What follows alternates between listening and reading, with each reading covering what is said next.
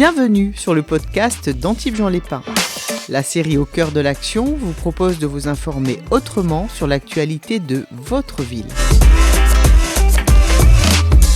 Comment va-t-on se loger à Antibes Jean Lépin ? Où va-t-on construire ? Où va-t-on créer des parcs ? Comment va-t-on se déplacer ? Jean Leonetti ouvre le cahier de la révision du plan local d'urbanisme. Bonjour Jean Leonetti. Bonjour. Vous l'avez annoncé pendant la campagne des municipales, le premier chantier auquel vous vous attaquez, c'est la révision du plan local d'urbanisme. Qu'est-ce qui déclenche cette révision ? Est-ce qu'il y avait une urgence à construire moins, construire autrement ? D'abord se poser le problème du logement. La crise du logement en France est une crise grave sur laquelle on n'apporte pas des solutions adaptées. Quand vous pensez par exemple qu'un couple français, on ne parle pas d'Antibes, français, il dépense 15% pour s'alimenter, 15% pour se déplacer, 25% pour se loger. Ça veut dire que dans le budget d'un couple français ou des Français, la part du logement est devenue une amputation du pouvoir d'achat significative. Si je descends sur Antibes, là, la situation est pire, parce que on a un prix du foncier, un prix de l'achat, un prix de la location libre qui est tellement élevé qu'on monte à 40%. Vous avez un salaire, vous prenez 40% rien que pour pouvoir vous loger. Donc il faut trouver une solution. Mais cette solution, généralement, le gouvernement la trouve uniquement sur le logement social. Alors bien sûr, il faut faire du logement social.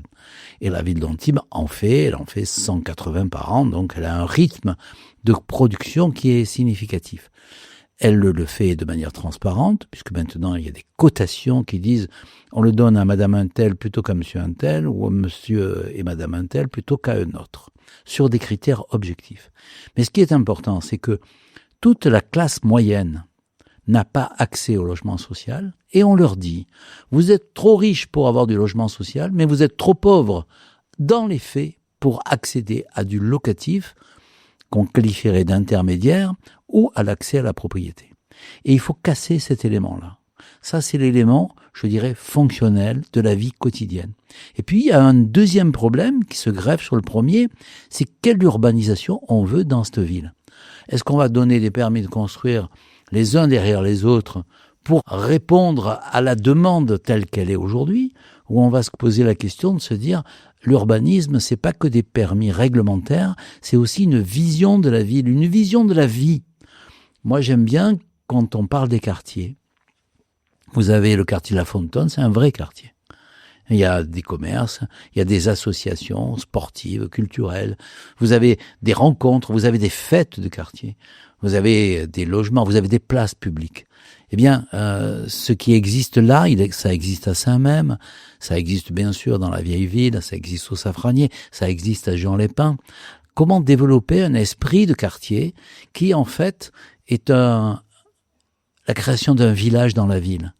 Et l'impression qu'on est toujours dans une proximité, dans un lien qui est commercial. Je vais acheter mon pain, je vais acheter les aliments pour me nourrir, mais aussi je vais venir à la fête de telle ou telle association qui va créer du lien à l'intérieur du quartier. Et je crois que l'urbanisme de demain, il doit être un urbanisme qualitatif. On doit arrêter de se poser la question de dire combien, il faut dire comment. Et au lieu de dire combien je fais de logements, il faut dire je ne vais pas construire plus ou moins, je vais construire mieux. Pour que, à la fin, je me sente bien dans l'endroit où je vis et que j'ai pas cette situation que l'on voit dans beaucoup de villes, dans lesquelles il y a un endroit où je vis, c'est le centre-ville généralement, parce que c'est là qu'il y a l'activité culturelle, sportive, touristique, etc., etc., les animations, et puis ensuite je vais dormir dans mon quartier. Non, les quartiers, c'est pas des dortoirs, les quartiers, c'est des villages dans la ville, et donc on va développer, après avoir développé la ville jardin, la ville paysage, maintenant on va développer la ville village, et faire en sorte que notre urbanisme soit un urbanisme beaucoup plus conforme à ce lien social qu'il faut essayer de renouer. C'est un antidote très très fort aussi contre la délinquance, c'est un antidote très très fort aussi contre l'exclusion. Donc faire une ville dans laquelle il fait bon vivre, ça passe par les villages, dans la ville, et donc par un plan local d'urbanisme. Et puisque c'est un plan local d'urbanisme et qu'on ne veut pas que ce soit que du réglementaire, eh bien on va faire en sorte que ce soit un grand débat démocratique. Vous dites que la question c'est plus combien, mais c'est comment on construit. Moi j'ai envie de dire aussi qui voulez-vous loger en fonction du type de logements sociaux que vous allez définir avec les promoteurs, avec les bailleurs sociaux. Qui voulez-vous aider à loger sur Antibes? Oui, les habitants. D'abord, parce que je constate que la demande, elle vient des habitants qui sont en difficulté dans le logement dans lequel ils sont. Ils disent j'ai perdu mon conjoint, j'ai plus qu'une demi-retraite, comment je fais pour payer mon loyer? Ils écrivent en disant j'ai mon propriétaire qui vend mon appartement. Où c'est que je vais pouvoir me loger? Ils disent j'ai demandé un logement social il y a 2 ans, j'ai pas de réponse encore, quand est-ce que je vais pouvoir avoir une réponse? Puis ils disent ce que je disais tout à l'heure, moi je suis celui qui est dans la zone, je dirais la zone grise, je suis classe moyenne. Voilà, j'ai un salaire, ma femme a un salaire aussi, je travaille à tel endroit, on est 2, mais il y a 40% du salaire qui part dans mon loyer. Comment je fais pour trouver un loyer acceptable avec les 2 enfants que j'ai? Et il me faut bien entendu un 3 pièces ou un 4 pièces. Donc, je veux loger tout le monde. Et jusqu'à présent, l'État ne s'occupe que des 20 à 25% des gens qu'on doit loger en logement social. C'est pour ça qu'il faut un panel là aussi et de dire pour qui, et la question que vous posez, mais pour qui et comment? C'est pour ça que je veux du logement intermédiaire, qui est un logement libre, mais qui est à entre 15 et 30% moins cher que le logement libre classique. Je veux aussi faire une terre de propriétaires. Et aujourd'hui, il y a une innovation qui est le bail réel solidaire, dans lequel on permet aux gens d'accéder à la propriété. Ils sont propriétaires de leur maison, ils sont pas propriétaires du terrain sur lequel on a construit. Ça diminue considérablement le prix, ça le casse de 30 à 50%. Et donc, ils peuvent devenir propriétaires moyennant un loyer qui paye sur 99 ans le prix du foncier, le prix du sol. C'est une solution qui, à mon avis, on a commencé à mettre en place et qui, à mon avis, va correspondre à une attente d'une partie de la population. Quid des actifs de Sofia? La ville en héberge, je crois, à peu près 20%. Ceux-là, je ne sais pas s'ils entrent dans le cadre des logements sociaux ou pas. Ils ont la particularité de maintenir la ville jeune, puisque c'est une ville qui vieillit moins que les autres villes du département, c'est statistique. Est-ce que le revers de la médaille, c'est de se dire, ces gens-là, ils vont travailler sur Sofia, ils vont faire d'Antibes un endroit où ils viennent dormir?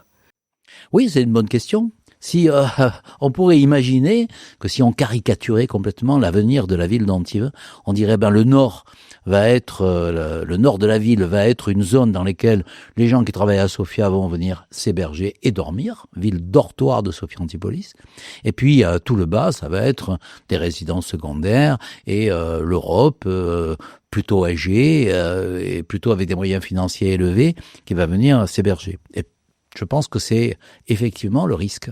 Et pour éviter ce risque, il faut regarder à la fois les avantages et les inconvénients. Sofia Antipolis est passé de 29 000 salariés à 46 000 salariés en un peu plus de 10 ans. Donc ça veut dire que où habitent ces gens-là? Ces gens-là, ils peuvent pas habiter tous, bien 46 000 personnes, sur Biot et Valbonne, qui sont les 2 villes principale de Sofia Antipolis. Ils peuvent habiter le nord d'Antibes, qui est du Sofia Antipolis aussi, mais on voit bien que ils vont habiter un peu partout. Et nous avons une ville attractive, c'est très bien, attractive sur le plan culturel, sur le plan sportif, sur le plan des loisirs, sur le plan de l'aménagement. Et donc, ils veulent vivre à Antibes. Et donc, on a entre 10 à 12 000 personnes qui vivent à Antibes et qui vont travailler à Sofia Antipolis. Moi, je ne considère pas qu'ils sont là pour dormir. Ils sont là pour vivre.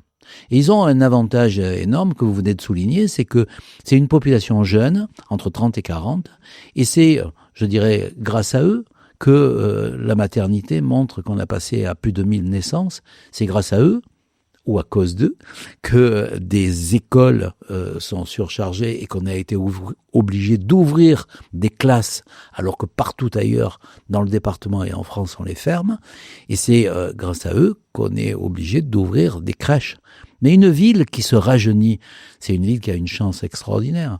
elle recrée, elle revivifie l'ensemble de sa population et elle fait du transgénérationnel dans l'organisation de sa ville. Et c'est pour ça que le village et le quartier qui vit comme un village, même si vous allez travailler à Sophia Antipolis, et vous pouvez le faire relativement facilement aujourd'hui, puisqu'il y a un bus-tram qui vous y amène directement et gratuitement, bien, c'est un des pans de l'évolution de notre ville. Il y a une autre évolution, c'est qu'il y a 7500 étudiants qui vivent sur Sophia Antipolis, plutôt qui sont enseignés sur Sophia Antipolis. On va passer à 15 000 dans les 5 ans qui vont venir.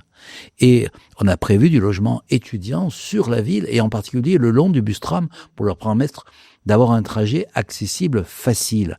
Ça veut dire que ces étudiants, ils vont apporter une jeunesse. Ils vont apporter une jeunesse qui va réclamer, logiquement, du théâtre, du loisir, du sport, du cinéma, et donc de l'activité. Je crois j'allais dire brassage de population. C'est pas un vrai brassage. C'est une population intergénérationnelle dans laquelle il y a toutes les générations et chacun trouve sa part. Et si on se confine dans une seule catégorie, bien on s'approvit, on s'affaiblit. Donc c'est une chance. Sophia Antipolis pour Antibes. Antibes sera pas la ville dortoir de Sophia, mais Sophia sera la ressource de jeunesse et de renouveau de la ville d'Antibes. Certaines études socio-démographiques pointent le fait que le centre d'Antibes se gentrifie. Si on parle de façon plus prosaïque, ça veut dire que sous la voie ferrée, c'est difficile pour les jeunes ménages de se loger. Pour permettre justement cette mixité au sens large, comment est-ce que vous pouvez agir? Quels sont vos leviers pour qu'il reste des jeunes en ville, en fait? Alors c'est vrai, hein, c'est là aussi pourquoi?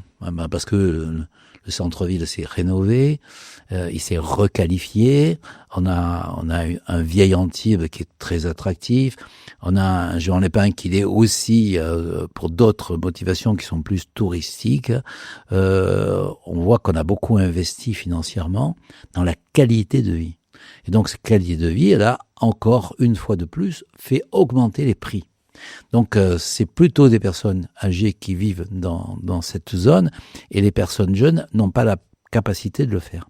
Est-ce que c'est un problème incontournable? Non, parce qu'on a fait des logements sociaux dans le quartier Marin d'Alacan, et là, il y a une population qui est jeune. Et comme on a fait une mixité sociale dans nos logements depuis toujours, on n'a pas de banlieue, on n'a pas de quartier difficile à Antibes, ce qui est exceptionnel pour une ville de 80 000 habitants. Et pour autant, on a cette mixité sociale qui se répartit sur tout le territoire. C'est aussi une chance.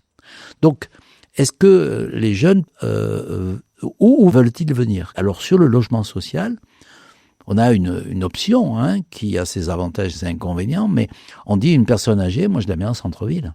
Je la mets en centre-ville parce qu'elle n'a pas de voiture et qu'il faut qu'elle ait une proximité pour aller d'un endroit à un autre. Par contre, quand vous avez un couple avec des enfants, ce couple avec des enfants, il va avoir besoin d'une voiture parce qu'il va amener le premier au collège, le deuxième au lycée, puis ensuite ils vont aller sur le lieu de travail. Et ceux-là, ils sont plutôt attirés par les quartiers centres ou les quartiers Antibes-Activité, c'est-à-dire qui vont jusqu'à l'autoroute et même au-delà. Donc, qu'il y ait une tendance générationnelle dans les quartiers, c'est pas grave. Voilà. Ce qui serait grave, c'est ce qu'on voit dans certaines villes où le cœur de la vieille cité se paupérise et devient un lieu de dégradation. Donc c'est pas le cas, c'est un peu l'excès inverse, si j'ose dire. Cette réorganisation de la ville et le développement au nord, ça va vous obliger aussi à repenser le positionnement de vos services publics. Il va falloir faire des écoles, les équiper, ces quartiers-là. C'est un peu déjà le cas, puisqu'on a bien vu qu'on a l'école des Samboules, elle s'est étendue. On voit bien que Jean Moulin, on a été obligé de le reconstruire et de l'étendre. C'est 2 écoles majeures de la partie nord d'Antibes. Et on a ouvert une crèche de 70 berceaux au Combe, qui est le cœur du développement urbain. Donc c'est une contrainte, mais il faut bien accompagner la population qui vient s'installer chez nous. Et je rappellerai que Sophia Antipolis, c'est 80 nationalités. Donc, il y a aussi un brassage social dans Antibes, il y a un brassage générationnel, mais il y a aussi un brassage international. C'est la raison pour laquelle la deuxième langue la plus utilisée à Antibes, on a tendance à dire c'est l'italien, ils sont à côté. La plupart des gens d'ici ont une origine transalpine. Non, c'est l'anglais. C'est l'anglais à cause du port, à cause de Sophia Antipolis et à cause du fait que cette langue est une langue plus facilement apprise par l'international que le français. Donc il faut que nous nous adaptions à faire en sorte le village international. On a la plus belle technopole d'Europe. On a la plus forte technopole d'Europe. Elle va accueillir le congrès mondial des technopoles du monde. Voilà. On a une croissance insolente sur Sophia Antipolis, avec des créations d'emplois qui sont autour de 1000 à 1500. On a un développement de l'enseignement, de la recherche. On a des avancées significatives dans le domaine du numérique et de l'intelligence artificielle. On est partenaire du monde. Mais en même temps, il faut qu'en rentrant chez soi, on ait une place dans laquelle on dit bonjour aux voisins, dans laquelle on sait qu'il va y avoir une fête samedi prochain, dans laquelle on va peut-être aller à un club associatif et dans lequel je vais pouvoir aller acheter mon pain le soir ou le matin. Avec la loi sur zéro artificialisation nette, vous allez construire différemment. Est-ce que vous êtes prêt à monter en hauteur ? Est-ce que vous êtes prêt à faire des immeubles, des constructions plus hautes pour continuer à produire autant de logements ? C'est une option qui est envisageable. Elle ne me satisfait pas. Parce que je pense que lorsque vous êtes dans un paysage urbain avec des murs qui sont hauts, vous vous trouvez dans un univers qui est en partie déshumanisé. Même si la façade est pas ignoble. Donc ce que je pense, c'est que il faut qu'on continue à avoir une politique du 4 étages maximum et le 4e en retrait. Le 4e en retrait, ça veut dire que vous avez que 3 étages quand vous passez dans la rue. Ensuite, je pense que le retrait que nous avons mis en place, 6 mètres à partir du trottoir sur l'ensemble de la ville, en dehors des centres-villes, je pense que ça doit être accentué. On voit bien que un petit îlot d'immeubles, c'est pas gênant s'il y a de la verdure autour. Et je pense que c'est sur ce plan-là qu'il faut travailler. Et puis il y a des espaces qui sont pas construits. Quand vous regardez l'avantage et l'inconvénient, une fois de plus, de la ville d'Antibes, c'est qu'elle a beaucoup d'espace à bâtir. Elle a encore beaucoup d'espace à bâtir. Il y a des villes qui sont finies, pas au sens qu'elles n'ont pas d'avenir, mais au sens qu'elles sont toutes bâties. Est-ce que nous ne devrions pas essayer de garder une aération importante ? Et donc, ce qu'on propose, c'est 20% de plus de végétalisation. On a vu combien les 25 jardins qu'on a fait dans le mandat précédent ont été appréciés par la population. On a vu combien c'est beaucoup plus acceptable d'avoir en face de soi de la floraison et des arbres que d'avoir la fenêtre du voisin à portée de regard. Donc, je pense que nous devons faire un PLU qui va être bien sûr qualitativement plus exigeant, mais aussi qui va être moins important en termes de constructibilité. Donc on va continuer à construire, mais différent, et probablement un peu moins, et beaucoup mieux. Si on s'intéresse aux résidences secondaires, elles ont mauvaise presse, elles font grimper les prix de l'immobilier, elles empêchent les locaux de se loger facilement, mais elles ont quand même un avantage pour les villes, notamment Antibes, où la taxe d'habitation des résidences secondaires a été augmentée. Si je me fais l'avocat du diable, est-ce que vous avez intérêt à vraiment diminuer le nombre de résidences secondaires ? D'abord, je ne crois pas aux politiques qui s'imposent à la population.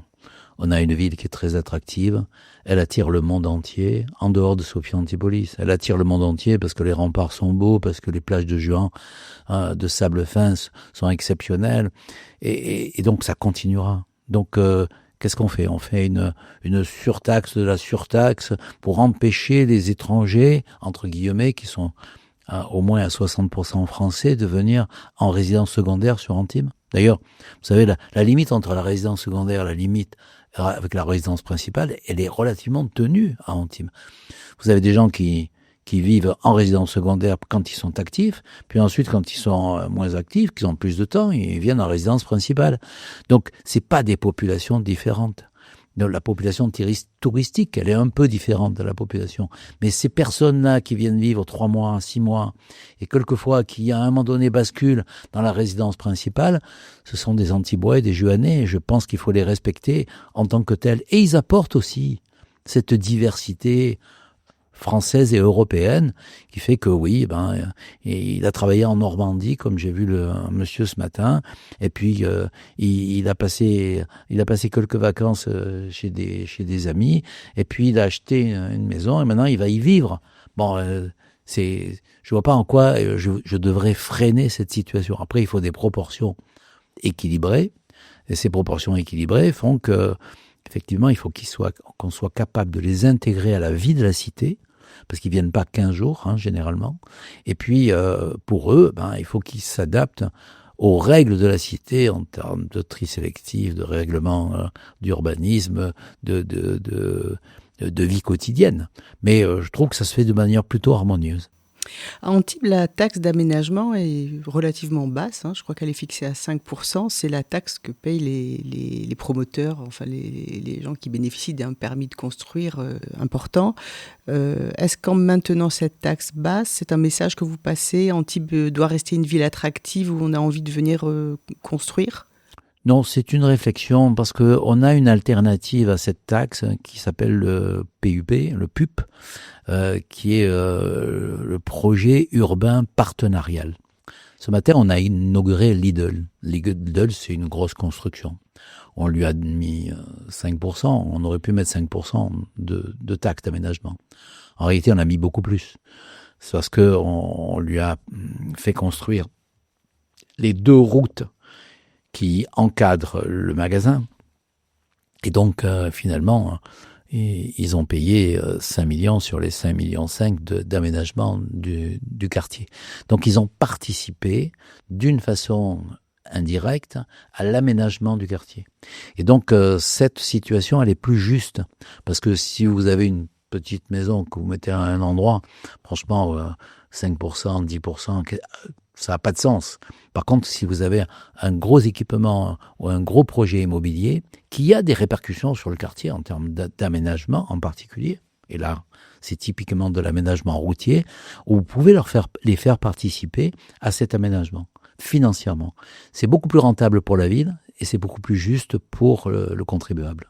Vous êtes exigeant avec les promoteurs immobiliers. Comment ça se passe? Vous fixez des cahiers des charges exigeants? On a une très mauvaise réputation, donc on est très exigeant. Maintenant, aujourd'hui, il est logique d'exiger d'un promoteur immobilier d'abord qu'il passe par une réflexion environnementale sur l'énergie, sur la récupération des eaux usées. Il faut qu'il passe aussi par les règles de l'urbanisme classique, on vient de les évoquer, pas plus de 4 étages, 4e en retrait, 6 mètres minimum de distance, les 2/3 de retrait par rapport à la hauteur. Donc faire en sorte que on ne dise pas on construit tout ce qui est possible de construire sur toute la parcelle. Et je pense d'ailleurs qu'il faut aller plus loin. Mais au fond, est-ce qu'on rend pas service à nos promoteurs plutôt que de faire mal, de faire bien? Est-ce que ça se vend pas mieux quand c'est bien? Est-ce qu'on n'obtient pas une meilleure réputation quand on fait des logements avec une architecture harmonieuse plutôt que quand on fait des cubes que l'on pose les uns derrière les autres? Moi, je pense que ça fait partie de l'attractivité de la ville et donc à terme, le promoteur y gagne de notre exigence qui peut être considérée quelquefois comme excessive. On a beaucoup parlé du logement, mais le PLU, dans le PLU, vous allez aussi envisager le stationnement et la circulation. Est-ce qu'on peut imaginer un nouveau plan de circulation qui piétonise davantage la ville? Est-ce que c'est dans les tiroirs? Je pense que de toute façon, l'évolution normale, c'est la piétonisation gagne sur la voiture ou le transport automobile, que l'automobile perd un peu du terrain par rapport au vélo et par rapport au transport en commun, et c'est une bonne chose. Quand vous pensez que tous les matins, ou tous les jours plus exactement, il y a 15 000 personnes qui partent de la gare multimodale d'Antibes et qui arrivent à Sophia Antipolis. Sur ce trajet, qui est un trajet gratuit, avec des bus qui passent toutes les 10 minutes, c'est quand même une alternative intelligente aux tout-voitures. Après qu'il faille le faire petit à petit, en concertation avec les quartiers et la population, je le pense aussi.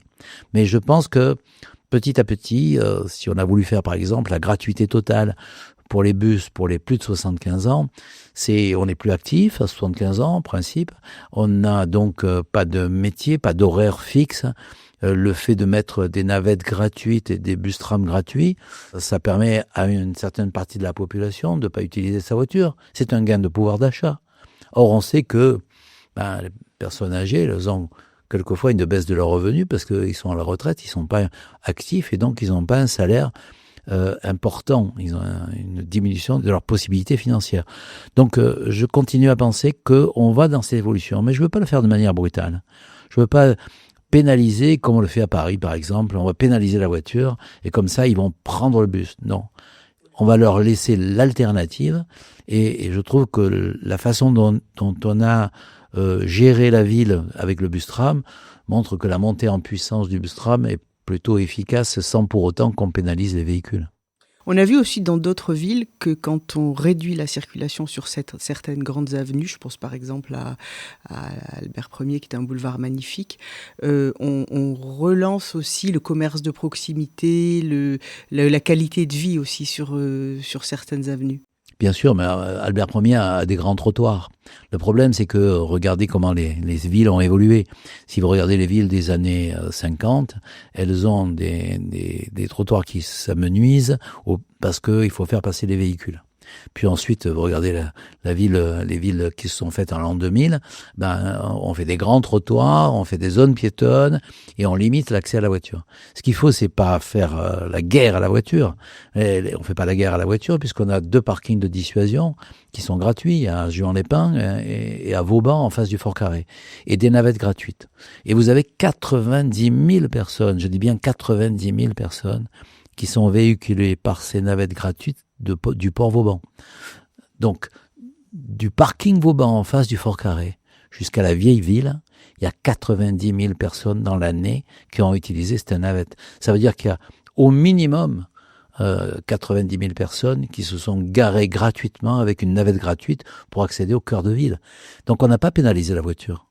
On les a pas taxés, mais on leur a donné une opportunité de ne pas pénétrer dans la vieille ville et de pouvoir piétonniser et donner plus d'espace aux navettes gratuites et aux cyclistes. Donc, je pense que cette stratégie doit continuer à avancer et en évitant, bien sûr, et c'est la réflexion qu'on a aujourd'hui, les voitures ventouses qui restent plusieurs semaines. Donc, on va effectuer peut-être un peu plus de pression sur cet élément-là. Mais je pense que les parkings de dissuasion, dans quelle ville sur la Côte d'Azur vous avez 400 places de parking à l'entrée de la vieille ville avec une navette gratuite qui vous amène en cœur de ville. C'est peut-être un des succès aussi du Vieil Antibes. De par sa topologie, c'est une ville qui monte, qui est coupée par un cap, Antibes-Juan-les-Pins, qui est coupée aussi par un chemin de fer. Est-ce que c'est une ville qui est plus compliquée, plus difficile qu'une autre à aménager, Antibes-Juan-les-Pins ? Oui, elle est plus compliquée parce qu'elle est multipolaire. Mais il faut bien savoir ce qu'on veut. Si on crée un centre en plein centre et que à l'intérieur de ce centre on densifie de telle façon qu'il n'y a plus que là qu'on peut habiter, c'est beaucoup plus facile pour les transports si vous n'avez pas de quartier. Mais moi je pense que la vie de quartier, je le répète, la vie de village, la vie conviviale, la vie où on reconnaît celui que l'on rencontre chez le commerçant ou avec lequel on participe à une vie associative ou à des actions, c'est ça l'avenir de nos vies dans la ville. Les villes, il y avait une chanson ancienne qui disait les villes de grande solitude. Les villes de grande solitude, c'est les villes dans lesquelles il y a effectivement des immeubles très hauts, pas beaucoup de verdure, et où finalement les regards ne se croisent plus. Il y a beaucoup de gens passent leurs vacances à New York et à Dubaï quand même aussi.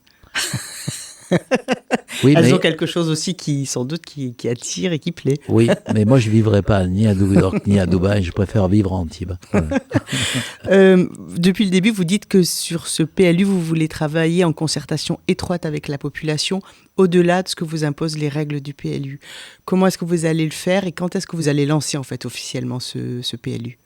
Alors le PLU, c'est une démarche, je dirais, administrative, juridique, complexe. Donc on le lance, il y a les partenaires associés, il y a bien sûr l'État qui vient donner son avis et ses contraintes, il y a un plan de déplacement qui s'y associe, il y a un plan environnemental qui s'y associe. Donc c'est des mesures complexes. Mais finalement, dans tout ça, on dit et on concerte la population. On concerne la population comment ? Moi, j'ai bien vu quand vous affichez un PLU dans une salle associative et que vous dites la population peut venir voir. Les gens viennent pas voir. Parce que c'est difficile de lire un plan aussi. Comment vous comprenez vous êtes en zone UD, vous êtes en zone N, technique. Vous êtes en zone UDC. Enfin, comment vous pouvez penser que l'ensemble de la population puisse s'approprier une technicité aussi complexe ? Donc, moi, je pense qu'on va faire une concertation véritable. Véritable, ça veut dire qu'on va utiliser plusieurs outils. Ça tombe bien, on les a, les outils. On a un conseil de développement. On va le saisir et il va faire un forum sur le PLU ouvert à la population. Avec des gens qui vont expliquer qu'est-ce que c'est qu'un PLU et que c'est pas uniquement dans notre esprit une série de règlements. Voilà. Le deuxième point, c'est que on va animer les quartiers. Ensuite, on va faire des sondages dans la population sur leurs priorités. Et ensuite, on va faire une plateforme Internet sur laquelle chacun pourra intervenir et avoir à la fois des réponses aux questions qui se posent et puis faire des propositions. Je pense que cette concertation, elle est indispensable. Vous mettez tout ça uniquement dans le règlement, vous aurez 10 personnes qui vont venir voir le PLU, ceux qui connaissent. Ceux qui sont éventuellement propriétaires fonciers qui vont dire non pas en fait faites-en moins mais faites-en plus. Et puis à la fin on dira mais pourquoi on a construit à cet endroit ? On n'aurait pas pu faire un parc ou un jardin. Et dans notre programme, nous on a 3 grands parcs. En plus des 25 jardins, on veut 3 grands parcs qui donnent de la respiration verte, de l'ombre et de la fraîcheur dans un climat qui risque d'être plus contraint en termes caniculaires. Donc, ils sont où ? Il y en a un qui est le long de la Brague. Celui-là, c'est un parc très particulier que je voudrais axer sur la biodiversité des zones humides. C'est intéressant de travailler sur la biodiversité qui existe en zone de passage ou en permanence par une faune et une flore le long d'un cours d'eau. Même d'un cours d'eau qui, comme la Brague, de temps en temps déborde et de temps en temps est à sec. Après, il y a bien sûr un deuxième parc qui, lui, est à l'entrée de la ville. Voilà, c'est le parc Rébeau. Lui, petit à petit, en zone inondable, on rachète toutes les maisons et on fera un parc à la fin qui sera attenant à l'entrée de la ville d'Antibes. Et puis il y a le parc des Combes, qui lui est un parc qui a déjà 1,5 hectare et qui va se mettre en place à l'endroit où on a déjà construit une crèche qui sera donc perdue dans ce parc. Je pense qu'il en faudra un lorsqu'on aménagera de manière concertée les Terriers, qui est un grand quartier non construit sur lequel il faut avoir une réflexion approfondie. Et il faut que là aussi il y ait un parc. Et la ville à 10 minutes, c'est une formule. Et ça veut dire qu'à 10 minutes, j'ai un commerçant, à 10 minutes, j'ai un voisin, à 10 minutes, j'ai un parc avec de l'ombre, à 10 minutes, j'ai une activité de loisir. Et ça conforte l'idée des villages dans la ville et qui donne à la fois une diversité et une unité. Antibes, c'est une unité. Et pourtant, quand vous êtes à Juan-les-Pins, vous n'êtes pas au même endroit que quand vous êtes à Saint-Même. Quand vous êtes place Jean-Aude à La Fontaine, vous n'êtes pas au même endroit qu'au Samboul. Bien, c'est cette identité diverse qui fait la force de l'identité d'une ville. Elle démarre quand, cette concertation pour la population ? On va délibérer, puis dès septembre, on attaque cette concertation qui va être compliquée. Je veux dire, il va y avoir des avis contradictoires. Et c'est logique, c'est très bien. Si on est tous d'accord, ça veut dire que personne n'a réfléchi au sujet. Et dans cette complexité, je pense qu'on peut faire émerger des grands axes que je voudrais qu'on conforte, des grands parcs, une construction qui se poursuit pour tous et pour toutes les catégories de population, une mixité à la fois générationnelle et sociale, et en fait une ville dans laquelle déjà il fait bon vivre, et dans laquelle on ne confine pas à un endroit précis la pauvreté, la misère, et quelquefois la délinquance, et que Antibes ne soit à jamais protégé de quartiers difficiles. Combien de temps ça va prendre ce PLU pour aboutir? Ah, malheureusement, il va prendre 3 ans. Mais on peut travailler par étapes. Et on peut déjà mettre en œuvre une partie de ce qui est décidé dans l'urbanisation qui va se mettre en place. Et puis si on est conforté dans ce que nous avons dit pendant la campagne électorale, on peut accélérer dans ce domaine si on voit que la population qui adhérerait à ce projet nous conforte dans les résultats des élections. Cette ville, vous la rêvez comment? Je la rêve pour mes petits-enfants et je la rêve pour les seniors et mes concitoyens en général. J'ai envie qu'on s'y sente en sécurité, j'ai envie qu'on s'y sente libre, j'ai envie qu'on ait à sa portée toute la possibilité de l'épanouissement. C'est-à-dire que j'ai envie d'aller au théâtre, j'y vais et je paye quand je suis un jeune le tarif d'un cinéma. J'ai envie d'aller au cinéma et il est en centre-ville et j'y vais de manière piétonne. J'ai envie de me déplacer et j'ai quand même beaucoup de navettes qui tournent et qui me permettent, sans trop de difficultés financières, d'aller d'un point à l'autre de la ville. Une ville qui regarde l'avenir avec confiance parce que c'est Sophia Antipolis et c'est un pôle qui est regardé sur... On le sait pas quand on est antibois, mais qui est regardé sur le plan mondial avec admiration, et en même temps une ville village.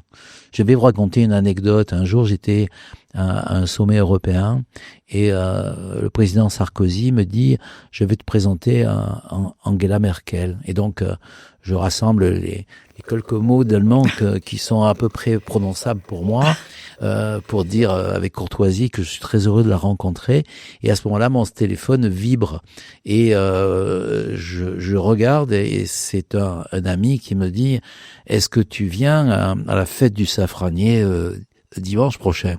Je trouve que c'était très bien, voilà, d'être à la fois antibois au cœur d'une réflexion internationale et puis en même temps en proximité avec une fête très locale, avec une amitié, une affection sincère de la part des habitants. Je pense que c'est ça Antibes, c'est le village planétaire. Et l'ami, c'est Jean-Paul Véziano? Non, l'ami, c'était pas Véziano. Ça aurait pu l'être. Je vous remercie. C'est moi qui vous remercie. Au cœur de l'action, c'est un podcast d'Antibes-Juan-les-Pins. Réalisation Jean-François Diaz, au micro Florence Bellon.